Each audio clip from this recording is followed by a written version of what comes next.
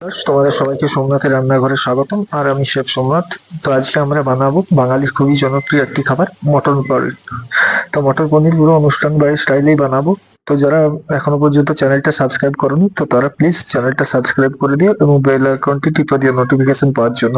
তো এখানে আমি নিয়ে নেবো মটর, পেঁয়াজ, কাঁচা লঙ্কা, টমেটো এবং আদা রসুন। তো পেঁয়াজগুলোকে এইভাবে রাফলি ভাবে কেটে নিলাম, দেখতেই পেলেন। এবারে টমেটোগুলো ঠিক একইভাবে রাফলি প্রসেস আমরা কেটে নেব। তারপরে আমরা লঙ্কাগুলোকে চিড়ে দেবো খালি। লঙ্কাগুলো যেরকম চিড়ে সেরকম চিড়ে দেবো। আমি 4টা নিয়েছি, আপনাদের ঝাল লাগলে আপনারা একটু বেশি নেবেন। এখানে আমি 400 গ্রাম পনির নিয়ে নিয়েছি এবং পনিরগুলোকে কিউব আকৃতিতে কেটে নেব। দেখতেই পাচ্ছেন কিভাবে কেটে নেবো, আপনাদের তাও দেখিয়ে দিচ্ছি। ঠিক এইভাবে কিউব আকৃতিতে পনিরগুলো আমরা কেটে নেব। তো যখনই মটর পনির করবেন তো চেষ্টা করবেন একদম ফ্রেশ পনির দিয়ে করেন। ফ্রেশ পনির দিয়ে মটর পনিরের টেস্ট ভালো হয়। তো দেখে নিন এইরকম কাটিং আপনারা করে নেবেন পনিরটাকে। খুবই ইজি ডিশ এটা, একটু কোনো অসুবিধা নেই। তো এখানে পনিরটাকে যখন ভাজবেন, ভাজার আগে একটা প্রসেস করে নিতে হবে। একটা জায়গায় অল্প চিনি আর জলের সাথে হলুদ মিশিয়ে দিয়ে দিবেন। তো দেখতেই পাচ্ছেন প্যান লাগিয়ে দিয়েছি এবং তার মধ্যে ঢেলে দিলাম আমরা অল্প তেল এবং অল্প বাটার। তেল বাটার যখন খুব ভালো করে গরম হয়ে যাবে তখন ওর মধ্যে পনিরটা আমরা দিয়ে দেবো। পনিরটাকে দিয়ে পরে আমরা ভালো করে পনিরটাকে ভেজে নেবো। খুব বেশি হার্ড করে ভাজবেন না, কারণ খুব বেশি হার্ড করে ভাজলে পরে পনিরের মধ্যে একটা লেয়ার চলে আসে, যার ফলে সে পনিরটা খাওয়ার আর মজা আসে না। অল্প শ্যালো ফ্রাই করে আপনাদের করতে হবে।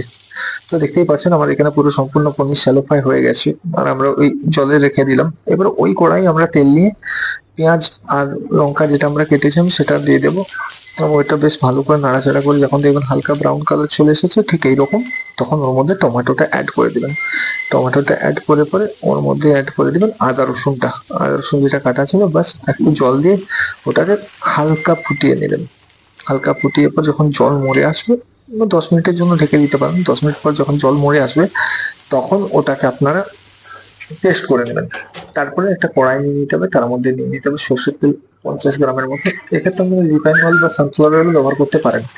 তারপর যে মিশ্রণটা করেছেন সেই মিশ্রণটা ওর মধ্যে ঢেলে দিলাম। মিশ্রণটাকে বেশ ভালো করে ভেজে নিলাম। যতক্ষণ না রোগন আসছে ততক্ষণ পর্যন্ত ওটাকে মিশ্রণটাকে ফুটতে দিতে হবে। তো এখানে আমি ঢাকনা দিয়ে পর 2 মিনিট রেখে দিলাম। দেখতেই পাচ্ছেন হয়ে গেছে। এবার মিশ্রণটাকে ভালো করে একটু নাড়িয়ে পরে ওর মধ্যে দিয়ে দেবো লবণ, হলুদ গুঁড়ো 1 চামচ এবং তার সাথে দিয়ে দেবো লঙ্কা গুঁড়ো 1 চা চামচ আর ধনে গুঁড়ো 1 চা চামচ এবং জিরে গুঁড়ো 1 চা চামচ দিয়ে পরে ভালো করে নাড়ি চাড়িয়ে পরে আমরা একটু জল দিয়ে পরে এটাকে কিছুক্ষণের জন্য রেখে দেবো। মশলাটাকে যতক্ষণ না রোগন হচ্ছে ততক্ষণ পর্যন্ত মশলাটাকে ভালো করে কষিয়ে নিতে হবে। তো আমরা এর মধ্যে জল দিয়ে দিলাম হাফ বোলের মতো বা হাফ কাপ, দিয়ে পরে কিছুক্ষণের জন্য ঢেকে রেখে দিলাম। তো দেখতেই পাচ্ছেন 5 মিনিট হয়ে গেছে, আমরা ঢাকনা খুলে দিয়েছি এবং এর মধ্যে আমরা অ্যাড করে দেবো মটরটা। মটরটা ওর সাথে একদম মিশিয়ে পরে গ্রেভিটাকে ভালো করে বানিয়ে নেব। তারপর আবার ঢাকনা দিয়ে দিলাম।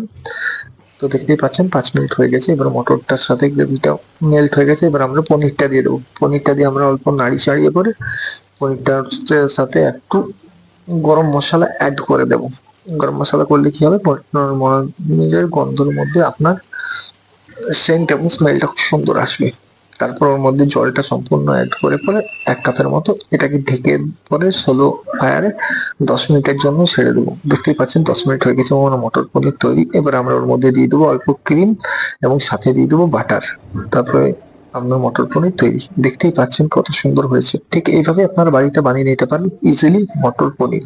তো ধন্যবাদ, আবার দেখা হবে কোনো নতুন ভিডিওতে। ততদিন ভালো থাকুন।